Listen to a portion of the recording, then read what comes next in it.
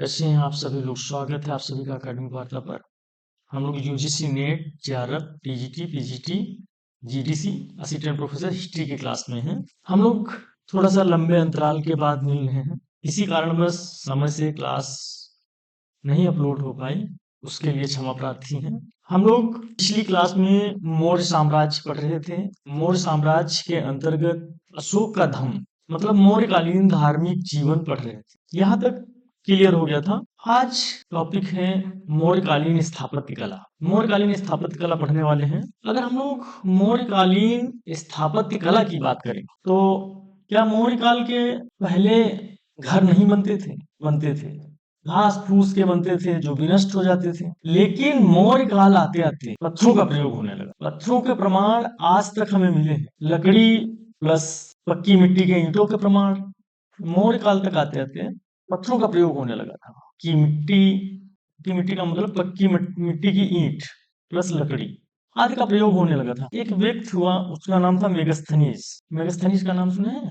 Megasthenes ने क्या लिखा था? इंडिका। मेगस्थनीज की इंडिका है। इंडिका में उसने लिखा है, मौर्य काल के समय में लिखा कि जो राजभवन था वो बहुत ही विशाल था और राजभवन के चारों ओर सरोवर थे। जैसे मान लीजिए राजभवन है ना, इसके चारों ओर ये खाई खुदी हुई थी। और इतना ही नहीं, उसके चारों तरफ ये खाई खुदी हुई थी और 64 गेट लगभग थे। 64 गेट का वर्णन करता है। खाई इसलिए ये बना दी जाती थी ताकि कोई बाहरी व्यक्ति राजमहल में आकर के प्रवेश ना कर जाए या फिर उस पर आक्रमण ना कर दे, इस तरीके से। गुप्त काल में चंद्रगुप्त द्वितीय विक्रमादित्य के समय में एक चीन से यात्री आया था, फाह्यान। फाह्यान का नाम सुने हैं आप लोग? फाह्यान। तो फाह्यान जो है, उसने कहा कि ये जो राजमहल बना है वो मानवों के द्वारा संभव ही नहीं है, इसको किसी देव ने बनाया, देवदूतों ने बनाया। इसने कहा कि भाई मानवों के लिए संभव नहीं है, इसे किसी देवदूतों ने बनाया। अच्छा, स्थापत्य का मतलब क्या है? स्थापत्य का मतलब ही सीधा सीधा है कि जैसे भवन निर्माण कला जिसके अंतर्गत मंदिर है, स्तूप है, मूर्ति आदि है ना, ये सब इसके अंतर्गत आ जाता है। सब कला के अंतर्गत आ जाता है, स्थापत्य कला के अंतर्गत। मौर्य काल में स्थापत्य कला जो है दो भागों में विभाजित थी। एक तो राजकीय कला और दूसरा लोक कला।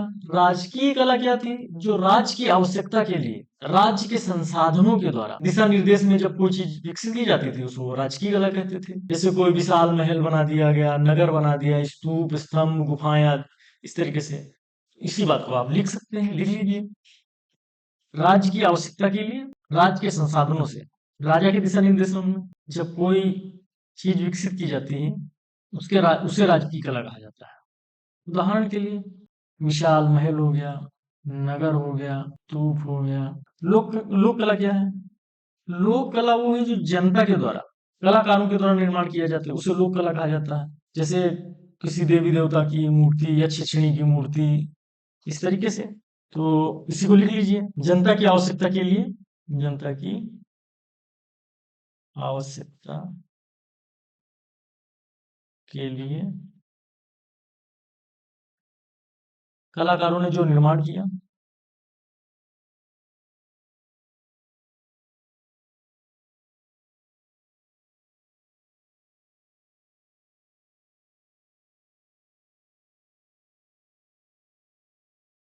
उसे लोक कला कहा जाता है।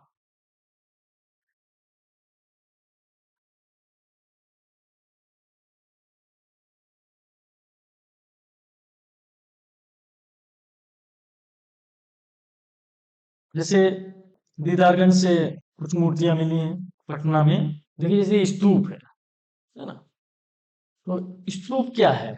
स्तूप क्या है तो मोटा मोटा लिख लीजिए। स्तूप जो है ना, एक स्मारकी संरचना है जो बौद्ध धर्म में बनाए जाते थे। इसको एक तरीके आस्था का केंद्र मान सकते हैं। ये बौद्ध धर्म में यहाँ बहुत सारी गतिविधियां होती हैं। दरअसल जब भगवान बुद्ध की मृत्यु हुई उसके बाद उनके 100 की 8 गणराज्यों ने दावेदारी करी थी। दाह संस्कार के बाद जो उनकी जो अस्थियां थी उनको जो लोग ले गए, उन्होंने इस तरीके से स्तूप बनाए। देखिए सबसे पहले ये होता है, इसको बोलते हैं ये जो है आपका अंड है, इसको बोलते हैं अंड है। ये ध्वज है, ये स्तंभ है, ये तोरण द्वार है,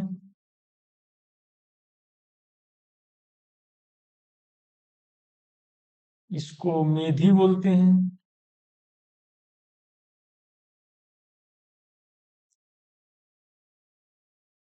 ये हर्मिका है।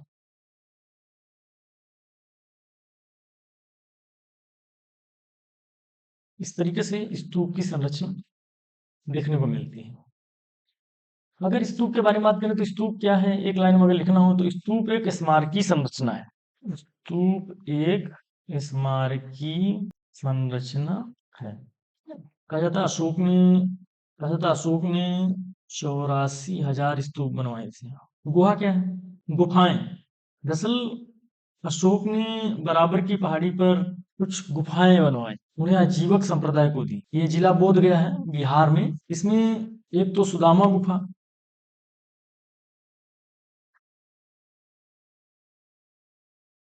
दूसरा कर्ण चौपाल गुफा,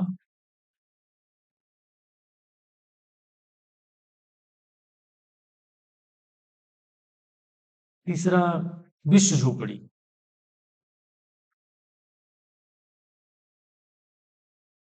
ये अशोक ने 3 गुफाएं बनवाई। दरअसल इतिहास में स्रोतों की समझ बहुत जरूरी होती है। हम लोगों ने जब सोर्सेस पढ़े थे तो सोर्सेस पढ़ते समय हम लोगों ने अभिलेखों के विषय में डिस्कस किया गया था। अशोक के अभिलेखों से संबंधित यूजीसी नेट में क्वेश्चन बहुत बनते हैं। दरअसल अशोक ने पत्थरों पर जो अभिलेख लिखवाए तो उसे प्रस्तर अभिलेख कहते हैं। स्तंभों पर जो लिखवाया स्तंभ शिलालेख बोलते हैं, और गुफाओं में लिखवाया उसे गुहा लेख कहते हैं। इसी बात को लिख लीजिए, अशोक ने पत्थरों पर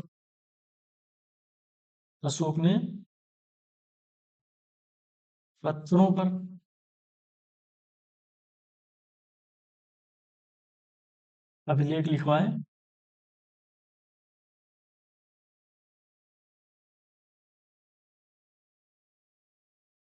तो प्रस्तर अभिलेख,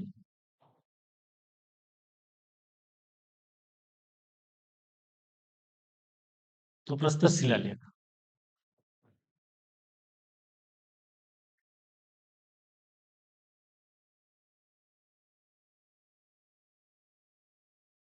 खंभों पर लिखवाया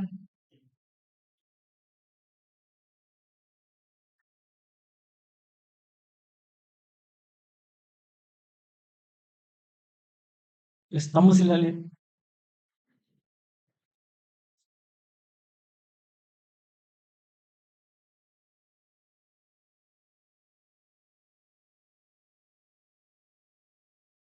गुफाओं में लिखवाया उसे गुहा लेख कहते हैं।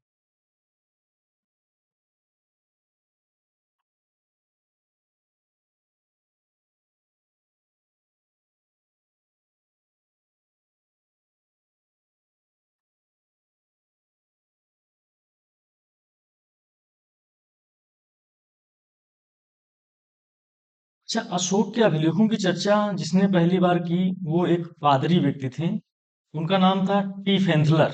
बहुत बार पूछा जाता है। और ये 1750 ईस्वी में इन्होंने खोज करी, लेकिन इसको पढ़ नहीं पाए क्योंकि ये ब्रह्मी लिपि में लिखा हुआ था। इसको पढ़ नहीं पाए, तो इस लाइन को लिख लीजिए, बहुत महत्वपूर्ण है। अशोक के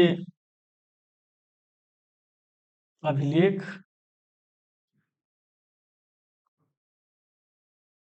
अभिलेखों की जो चर्चा की सबसे पहले,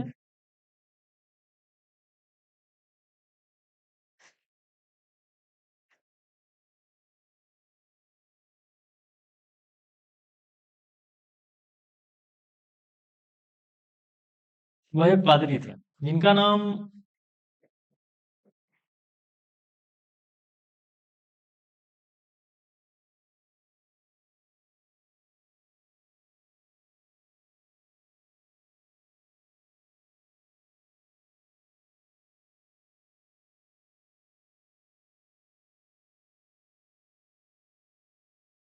टी फैंथर था।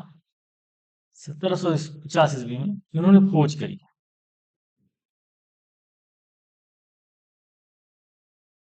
पढ़ नहीं पाए लेकिन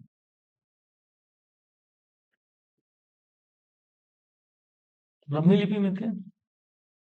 जिन्होंने सबसे पहली बार पढ़ा उनका नाम था जेम्स प्रिंसप।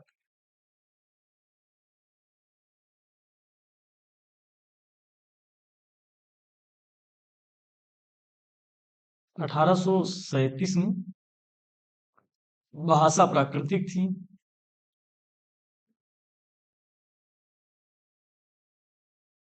इन्होंने पहली बार पढ़ा।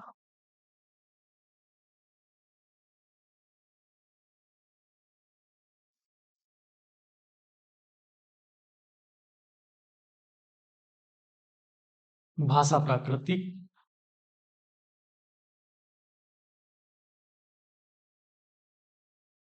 और लिपि जो थी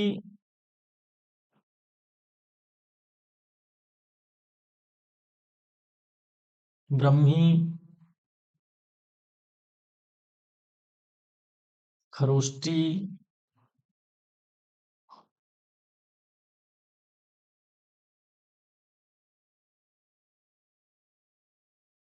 अरेमाइक,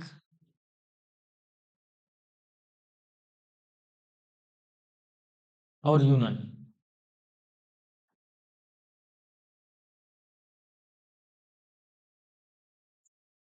भाषा का मतलब है जो हम संवाद के द्वारा लोगों तक पहुंचाते हैं, और लिपि का मतलब होता है जो हमने लिखकर आप तक सूचना पहुंचाए।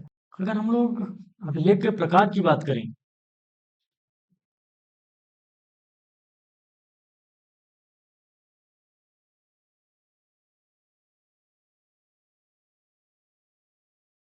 तो अभी बता चुके हैं आपको। जैसे जो बड़े पत्थर पर लिख दिया गया, मान लीजिए ये पत्थर लगा है, और इस पे लिख दिया गया है, तो ये क्या हो गया? प्रस्तर अभिलेख है ना।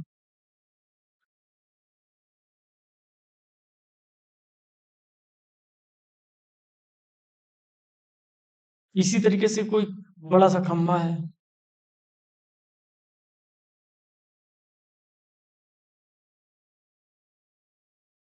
इस पे लिख दिया गया, इसको स्तंभ लेख।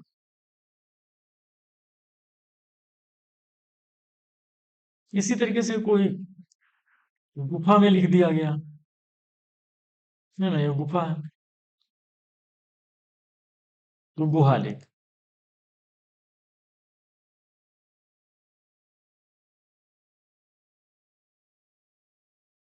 अच्छा, शिलालेख की बात करें तो शिलालेख दो प्रकार के मिलते हैं, एक बृहद शिलालेख,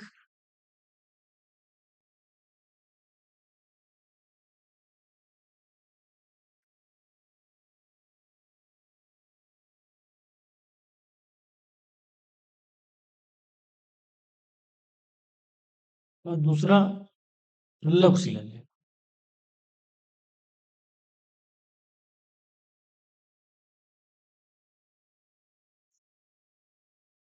ये जो बृहद शिलालेख हैं, इसमें ये 8 स्थानों से मिले हैं। ये बृहद शिलालेख 8 स्थान से मिले हैं, और इनमें 14 बातें लिखी हैं, 14 बातें है ना, 14 बातें लिखी गई।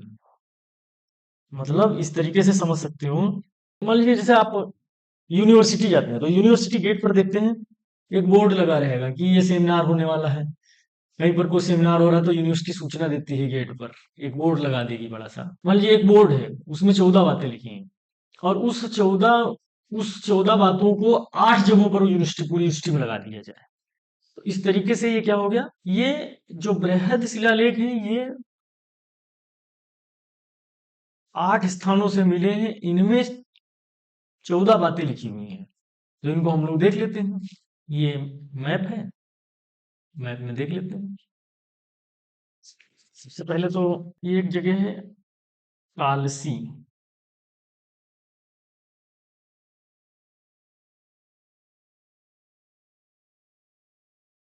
ये देहरादून में,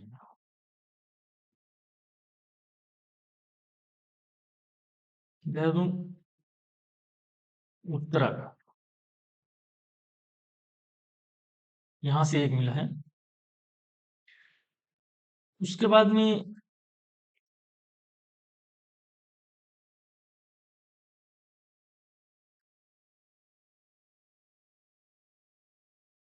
ये धौली है, ये जौगढ़। ये दोनों जगह है उड़ीसा में।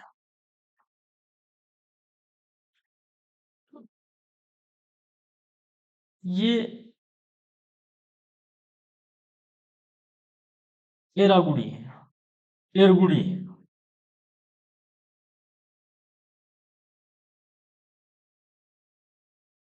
एरगुड़ी ये है आंध्र प्रदेश में, आंध्र प्रदेश में। उसके बाद में ये सुपारक एक जगह है,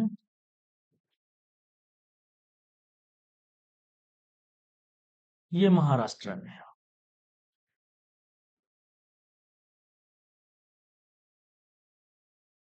इसके बाद ये जगह एक है जूनागढ़, यहाँ पर मिला है ये है गिरनार।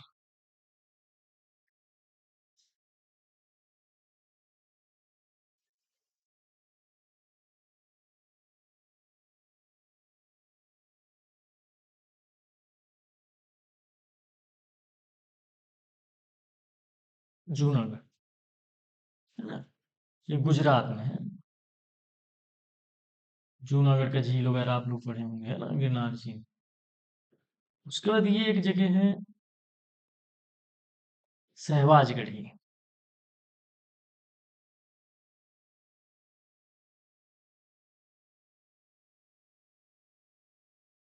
सहवाजगढ़ी, ये पाकिस्तान में पड़ता है। उसी के बगल में ये एक जगह है मानसेहरा,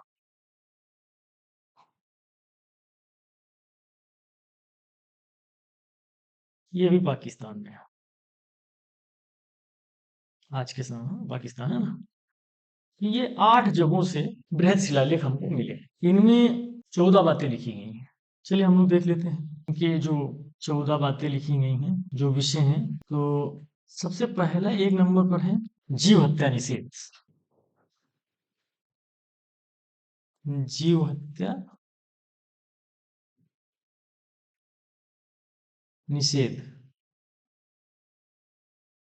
मतलब अशोक ने कहा कि हमारे राज्य में किसी भी प्राणी की हिंसा नहीं की जाएगी, और अगर मारना भी है तो एक मोर और एक हिरन हमारी पाकशाला में मारा जाएगा। दूसरे नंबर पर उन्होंने लिखा है धम्म विजय की बात करी। धम्म विजय,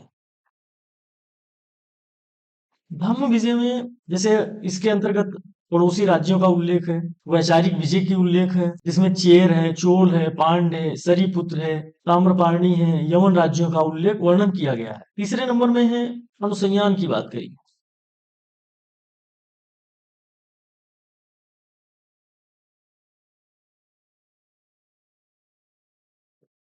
अनुसंधान की बात करी, यहाँ पर बता रहा कि उसने कुछ पदाधिकारी नियुक्त किए, जिसमें प्रादेशिक है,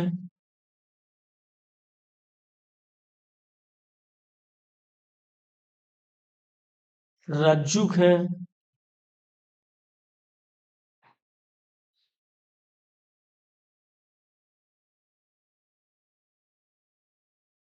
इनको हर 5 वर्ष में, 5 वर्ष में राजकीय यात्रा पर जाने का आदेश देता है, और कहता है कि वहां जाकर के देखना है कि लोग धर्मानुसार जीवन जी रहे हैं कि नहीं जी रहे हैं। बाकी तो आप उस, हम लोग जब धर्म धर्म पढ़ रहे तो पढ़ चुके से थे, अपासनीय बहुकाने दयादाने साचे सोचे माधवे साधवे चा, है ना, मतलब सत्य हिंसा शिष्टता सदाचार, बड़ों का सम्मान करना, मृदुता त्याग सहनशील पूर्वक जीवन, ये सारी चीजें हमने। तो अनुसंधान की बात थर्ड में करता है। फोर्थ में वो भेरी घोष को धम्म घोष में परिवर्तन करने की बात करता है। भेरी घोष को धम्म घोष में, इसका मतलब क्या है, मतलब युद्ध नीति से धम्म नीति की तरफ। फिफ्थ में है धम्म महामात्यों की नियुक्ति के विषय में बात करता है। वह कहता है कि धम्म महामात्य नामक व्यक्तियों की नियुक्ति, अधिकारियों की नियुक्ति की गई। तो इसको लिख लीजिए, धम्म महामात्यों की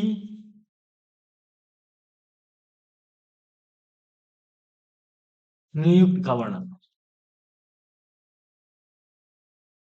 6 में प्रतिवेदिकों की नियुक्ति के विषय में बताता है। प्रतिवेदकों की नियुक्ति की बात करता है।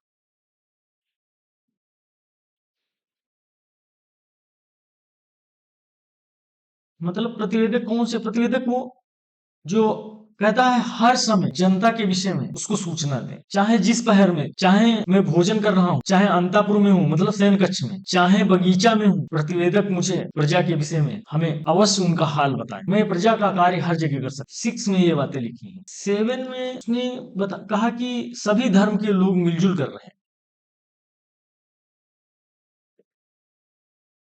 सभी धर्म के लोग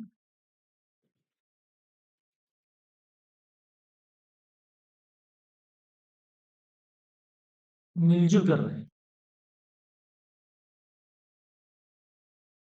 8 में उसने धम्म यात्रा के विषय में बताया,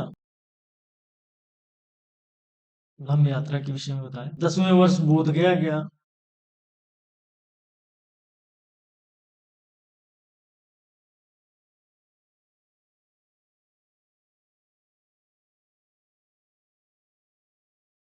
20वें वर्ष हुआ राष्ट्रीय अपने राज्यभिषेक के 20वें वर्ष हुआ लुम्बिनी गया। पूछा जाता है, ये लुम्बिनी लिखा है।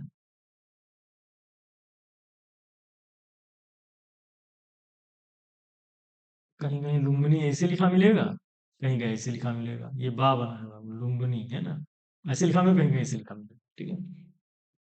9वें में अच्छा जब लुम्बिनी गया तो उसने वहां कर माफ किया था, एक कर माफ किया था और उसने राजस्व कर को कम कर दिया था, 1/6 से 1/8 कर दिया था, 1/6 से 1/8 किया था। पूछा जाता है।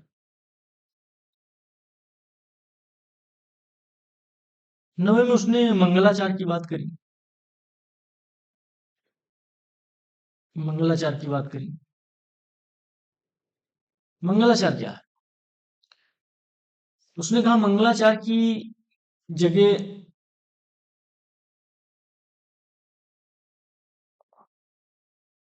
धम्माचार का प्रयोग,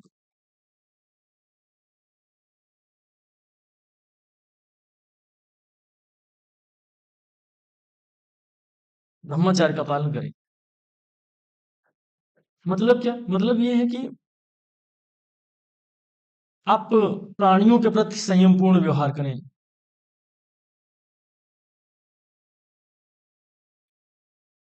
10वें में है धम्म पालन पर बल की बात करी।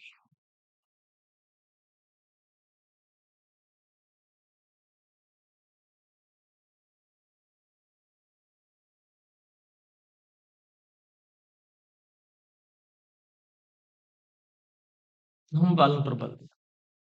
इसमें उसने कहा आप अपनी यश कीर्ति की जगह धम्म का पालन करें। 11वें में उसने कहा धम्म की महत्ता के विषय में बताया।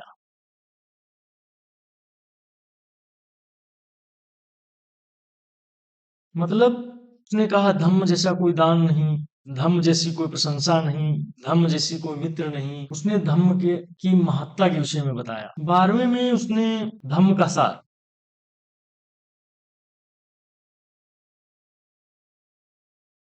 मतलब लोग अपने संप्रदाय की प्रशंसा करें, अपने धर्म की प्रशंसा करें, किंतु दूसरे धर्म की निंदा ना करें। 13वें में कलिंग विजय का जिक्र है।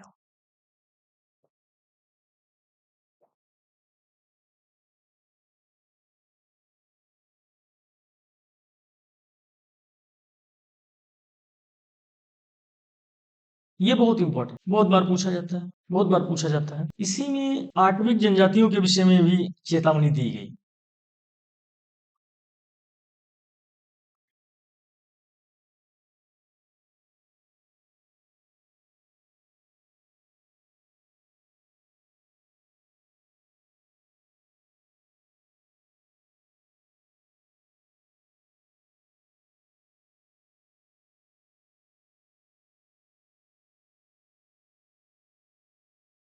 अशोक ने जो आठवीं जनजातियां थी उनको चेतावनी दी कि आप उपद्रव बंद कर दीजिए, वरना मैं वही अशोक हूँ जो कलिंग युद्ध किया था। एक हाथ में तलवार है, दूसरे हाथ में शांति प्रिय, धर्म की महत्ता को समझते हुए, और उसने चेतावनी दी। इसी में 13वें में ही उसने धम्म विजय की महत्ता को समझते हुए सीमा क्षेत्र से 600 योजन दूरी तक राज्यों में धर्म प्रचारक भेजे तथा धम्म विजय। इसमें कुछ राजाओं के नाम मिलते हैं।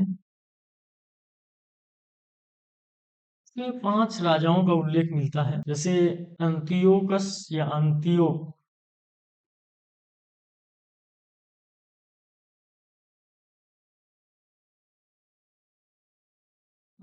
या अंतियोकस, ये यमन राजा था।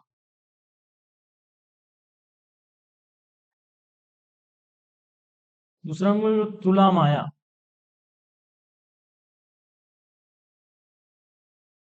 तुला माया या फिर तुरमाए।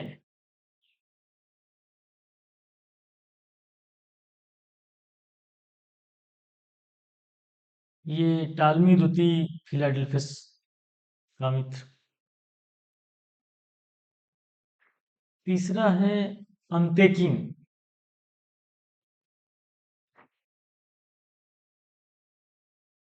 या एंटियोगोनस। चौथा नाम मिलता है मगा या मक। मक या मगा, ये सीरिया का राजा था। नेक्स्ट पांचवा मिलता है अलिक सुंदर।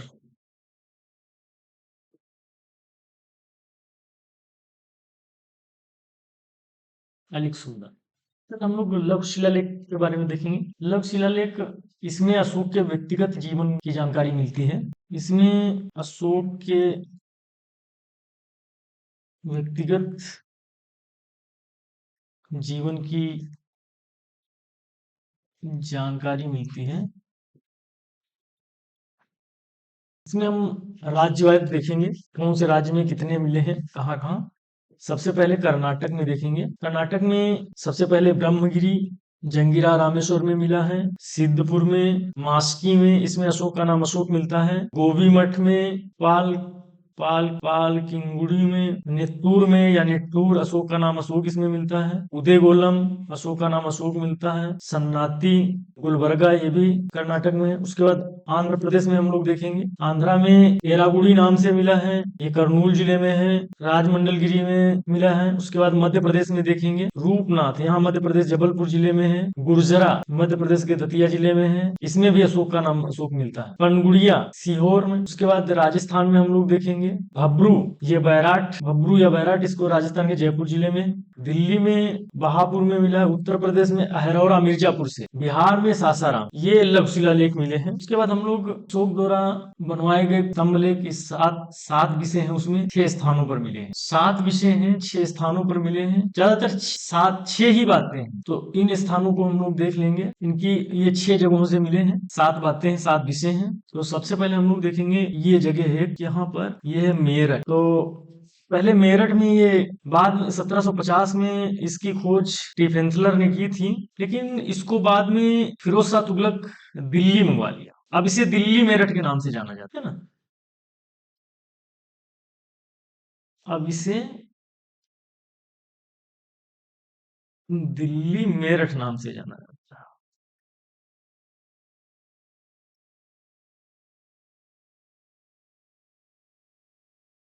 है। फिरोज शाह तुगलक ने इसे मंगवा लिया था। उसके बाद ये एक जगह है कौशंबी।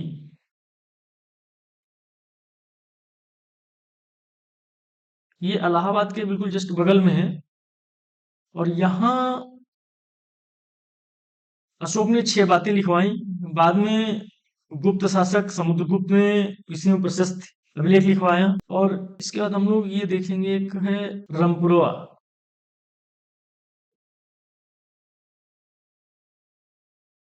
रंपुरवा। उसके बाद लौरिया अरराज।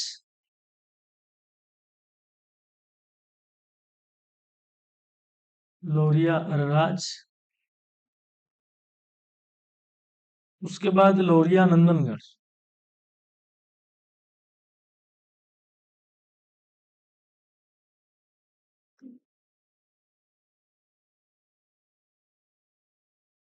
लोरिया नंदनगढ़। उसके बाद ये देख, एक ये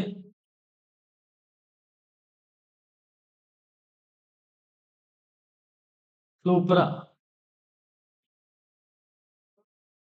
चोपड़ा दरअसल ये हरियाणा में है।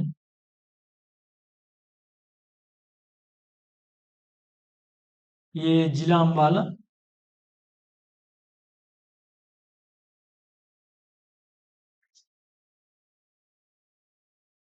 बाद में टोपरा स्तंभ, ये टोपरा स्तंभ नाम से जाना जाता है इसको। बाद में ये टोपरा है, हरियाणा में, जिला अम्बाला। इसमें 7 बातें लिखी हैं।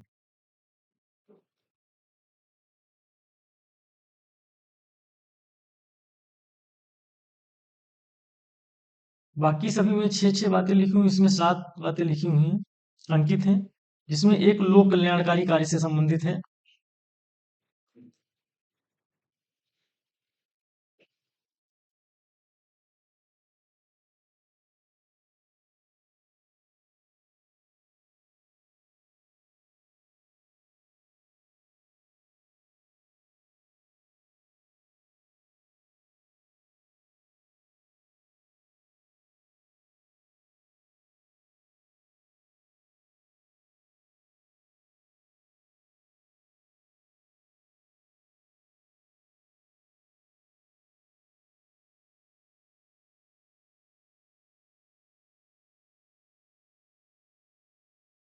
इस तरीके से हम लोगों ने देखा, ये मेरठ फिरोज शाह तुगलक ने दिल्ली में लगवा लिया था, मेरठ से मंगवा लिया था। इसमें अपवाद स्वरूप 7 बातें वर्णन है। इस तरीके से हम लोगों ने देखा। ये जो लौरिया राज है, ये बिहार के चंपारण जिले में है, बिहार के चंपारण जिले में। डंपरोवा भी बिहार के चंपारण जिले में है, लौरिया नंदनगढ़ भी। उसके बाद हम लोग लव स्तंभ लेख देखेंगे। चलिए, बृहद स्तंभ लेख में वर्णित विषय नोट कर लेते हैं।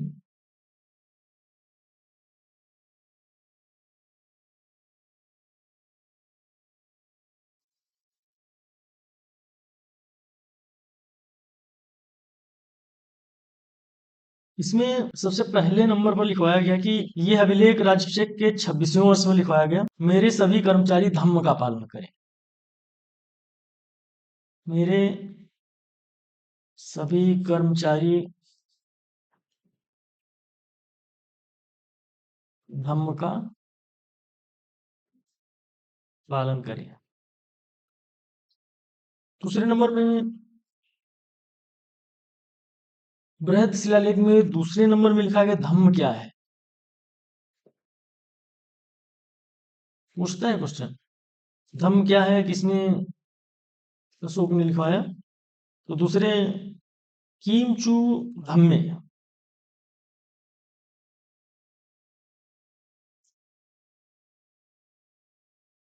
अर्थात धम्म क्या है। उपासनीय बहुकायनी दया दानी साचे सोचुए माधवे साधवे चा, अर्थात पाप से दूर रहना, अत्यधिक कल्याण करना, दया करना, दान करना, सत्यता, पवित्रता, मृदुता, साधुता, पूर्ण जीवन जीना धम्म है। उसका तीसरे में उसने बृहद स्तंभ लेख में लिखवाया कि मन, वचन और कर्म इंद्रियों पर विजय प्राप्त करना। उसने निज्जत की बात की।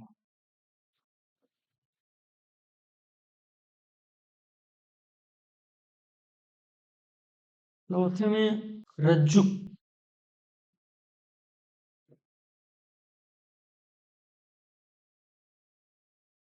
ये एक प्रशासनिक अधिकारी होता था। वो प्रशासनिक अधिकारी को स्वतंत्रता दी जाती थी, अगर कोई व्यक्ति को मृत्यु की सजा दी जा रही है तो उसे 3 दिन की मोहलत प्रदान की जाए। इस तरीके से उसने धर्म के प्रति उदारता दिखाई। रज्जु के एक न्यायाधीश होता था आज के समय में। 5वां में उसने लिखाया कि अहिंसा की बात की।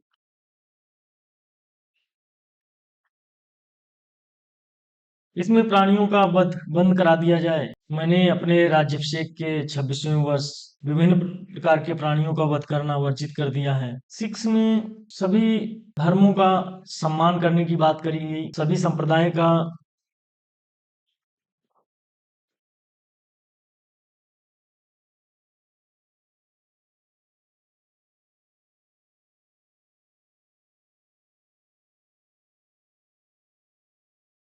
सभी संप्रदाय आपस में मिलजुल कर रहे हैं, एक दूसरे का सत्कार करें। 7वीं बात, ये एक एक्स्ट्रा लिखी हुई है, तो ऊपरा स्तंभ में वर्णित है। इसमें धम्म की वृद्धि के हेतु किए गए कार्यों का वर्णन है।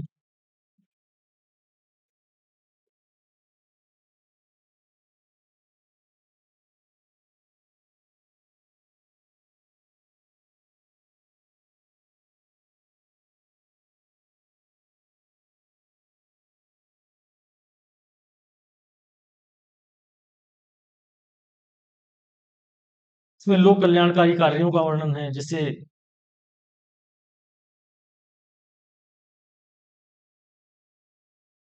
फलदार वृक्ष लगाया,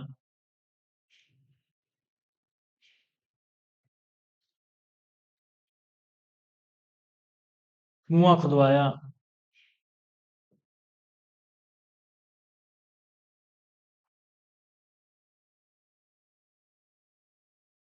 मार्ग निर्माण किया,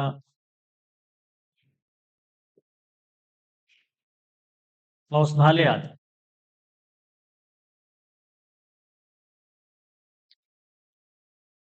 लघु स्तंभ लेख, इनकी संख्या है 14, और ये 3 भारत में पाए गए हैं, 2 नेपाल में, 3 पाकिस्तान में, 6 अफगानिस्तान में। इसमें जो महत्वपूर्ण है उनके विषय में हम लोग पढ़ लेंगे। जैसे सबसे पहले भारत में देख लेते हैं। तो भारत में सबसे पहले सारनाथ,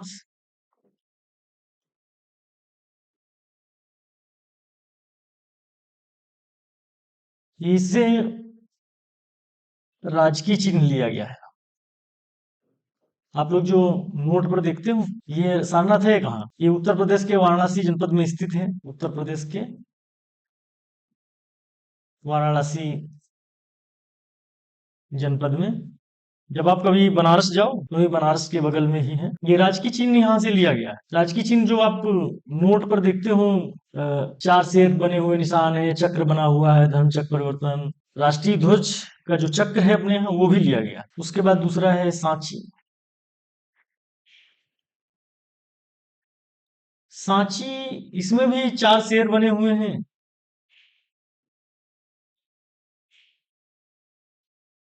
सेम, और इसमें एक हंसों का जोड़ा बना हुआ है।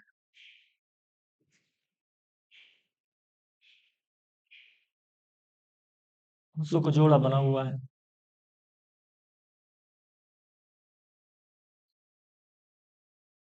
अच्छा, इन दोनों में संघ विभेद करने वालों को दंडात्मक कार्रवाई करने की बात करी है अशोक अशोक ने। ये सांची जो है, ये मध्य प्रदेश में है।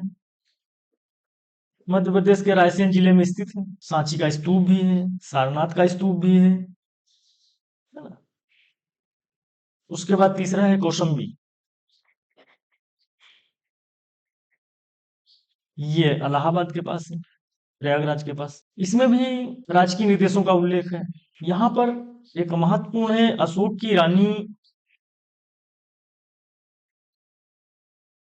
की जो रानी थी कारुआकी, एक बार प्रश्न ये पूछा गया है।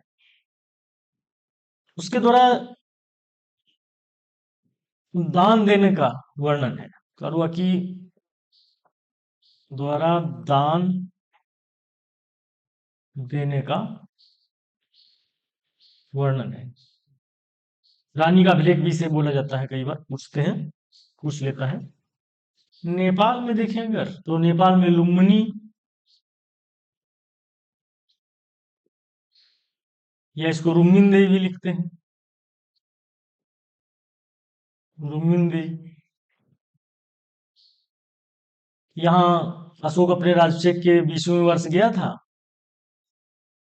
उसने कर माफ कर दिया था, एक कर माफ किया था,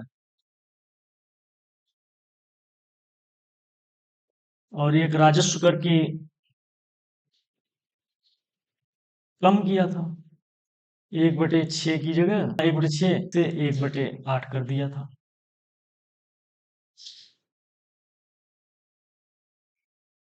यहीं पर दूसरा है निगलीवा सागर।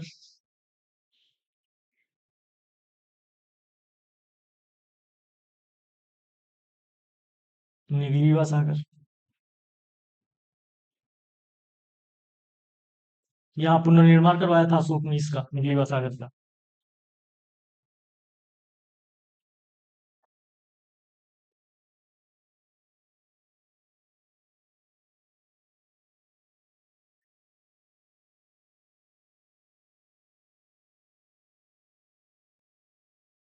गुहा लेक की बात करें तो बराबर की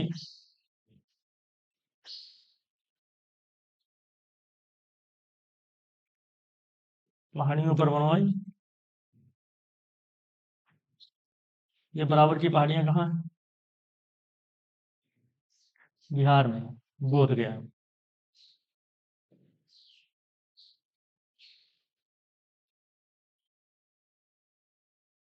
3 पहाड़ियां बनवाई। सुदामा गुफा,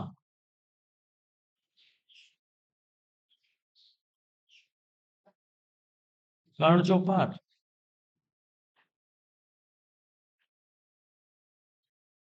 विश्व झोपड़ी।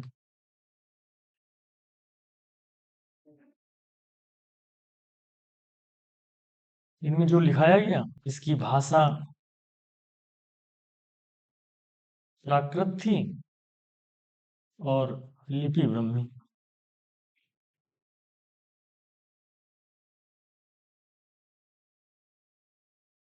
उनका एक पौत्र था दशरथ। दशरथ ने 3 गुफाओं का निर्माण कराया।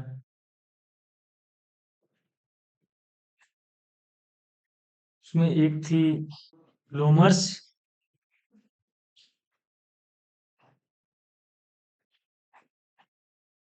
ये बराबर पहाड़ियों पर है।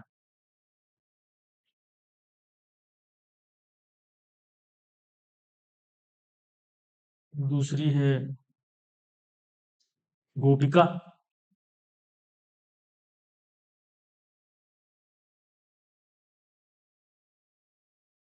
ये नागार्जुनी पहाड़ी पर है।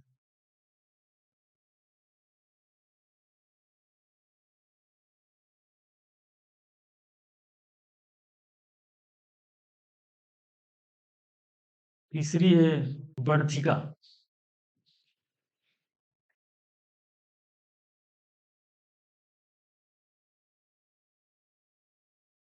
बड़थल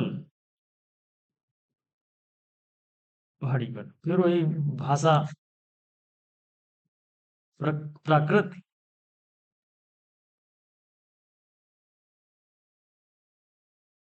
और लिपि ब्रह्मी।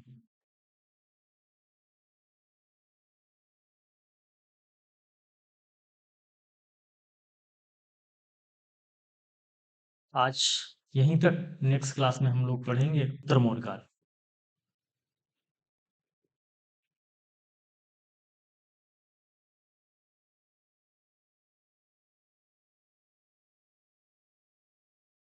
जिसके अंतर्गत इंडो यूनानी, सुंग, सतवाहन, कुषाण और शक, क्षत्रप, संगम साहित्य, दक्षिण भारत की शासन प्रणाली आदि ये सब पढ़ा जाएगा। बहुत बहुत धन्यवाद आप सभी का।